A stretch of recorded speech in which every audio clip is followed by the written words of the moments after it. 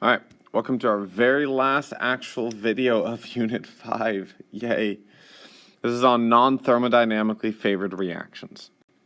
So, many reactions are not thermodynamically favored. With an appropriate power supply can be made to react. Common example are batteries.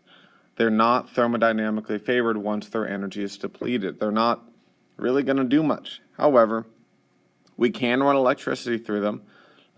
You're able to reverse this favorability and thus reuse them. That's really actually what we're doing. So that's kind of what this video is going to be talking about. It's just a few common reactions that are not typically spontaneous, but we're able to reverse it and make them actually work. So in the process of electrolysis, that's a common one, electricity is used to decompose substances, or honestly just kind of make certain reactions occur that normally would not.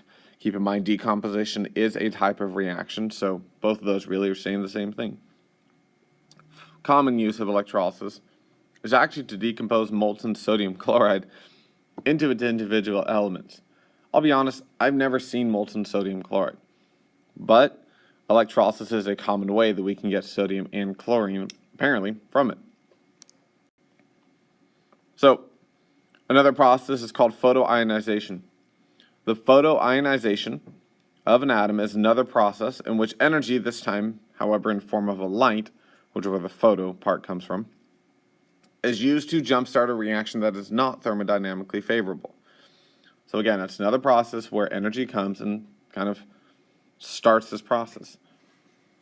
So, photoionization occurs when a molecule in the upper atmosphere absorbs solar radiation.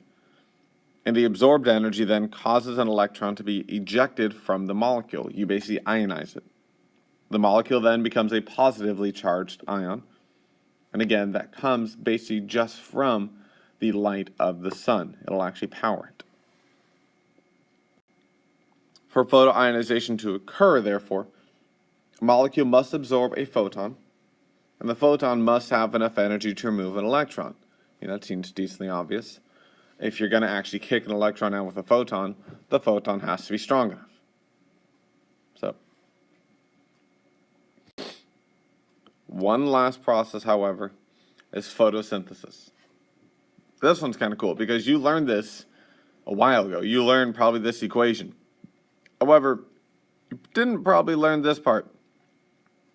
Photosynthesis has a delta G of almost 3,000 kilojoules. That's obscenely high. That is insane. All the reactions that we've shown you, delta G is maybe positive, like 20 or 30, sometimes 100, not 3,000. So, that is not thermodynamically favored. Plants do not just spontaneously grow.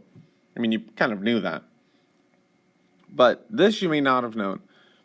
In order to produce 1 mole of glucose, there are approximately 48 moles of photons of light, with wavelengths ranging from 400 nanometers to 700 nanometers must be absorbed, meaning 48 moles of typical light it makes 1 mole of glucose. So when we say, oh, plants need light to live, we're not even joking. This is insane. Now let me give you an idea. That is equivalent to just a little bit less than an entire day of sitting in the sun in San Diego on a day where there's no clouds in the middle of summer.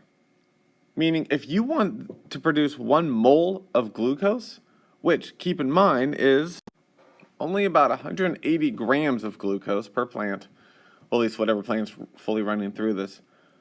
So only about 180 grams, and you want that in one day, you need to have that plant out in the sun the entire day. That is insane. Now, I mean, that kind of makes sense. That's why plants don't, completely take over the world. And it's honestly a really cool feature God put them. That way, again, they're not just producing glucose all the time. But you typically expect this reaction to, be a bit faster. At least I did. Anyways, that's another part where it is completely not thermodynamically favored. It is completely not spontaneous. However, with plenty of light, especially with sunlight, we're not we are supplying the energy and we are able to make this reaction happen. In fact, it obviously happens on quite a consistent basis. But keep in mind, your plant seed sun, don't, keep them in the dark. And I don't know why we have a line that says that. You probably figured this line out. So let me tell you about this video, though. You will not be asked many questions, to be honest, on the test or even on some of the AP tests. You may explain this some on the free response. But this is kind of just a video that may come in handy, but again, just kind of cool. You literally see chemistry all in life, and it comes down to Gibbs free energy again. So with that, thanks for watching. That finishes up our 5th unit of AP Chem. Feel free to rewatch any of them, of course. But yeah, thanks for watching.